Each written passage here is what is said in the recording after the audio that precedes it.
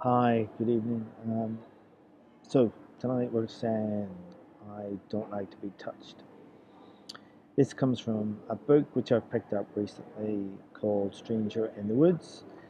Initially, I thought this was about the person that features in the film Hampstead, which came out in June in the UK. I don't know if it's being shown in the States.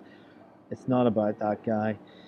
It's about somebody that's been described as a hermit in Maine in the east coast of America.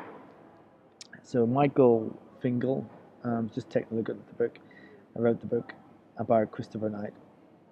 I'm sure people in America already are familiar with this story, where Christopher Knight, at the age of about 20, gives up his job, drives in his car from Florida up to Maine, where he's from, and drives as far as the car will take him, and for the next 27 years lives in the woods. And the book's about Michael Fingal building up a relationship with him and trying to work out why he did it. So this quote comes from about page 50, where Michael goes to prison to visit Christopher, and during the conversation, one of the explanations he gives for living a solitary life is that he doesn't like to be touched, and he's barely tolerating the prison guards doing the searches. I've kind of said this before, and I said again tonight, is I only find that certain words, phrases, people, scenes have the magic effect of cast me back into the past. Like some sort of wand is waved, and suddenly I'm back in the past. And that phrase, I don't like being touched, threw me back just initially to Saturday when no, it was Friday, when I was in Kensington Palace. And as I approached the tea room to get some teas and cakes, the lady, a very unassuming security guard, asked me to, could she search my bag? She was a little bit brisk in how she did it, and then almost immediately my defences were up.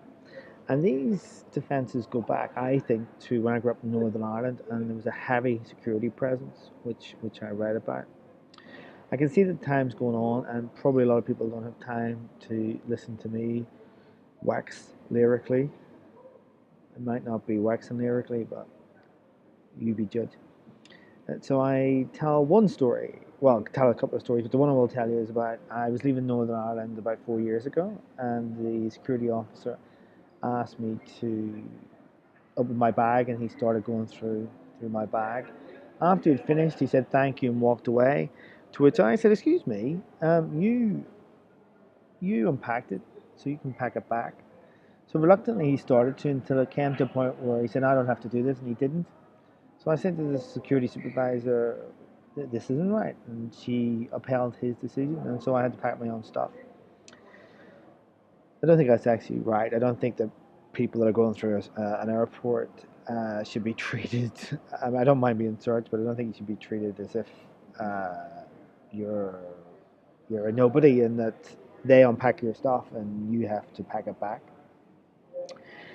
Anyway, um, I I don't mind being affectionate, but on the whole, it's usually if I initiate it, and as I say, some people would say it's more about me being the controller.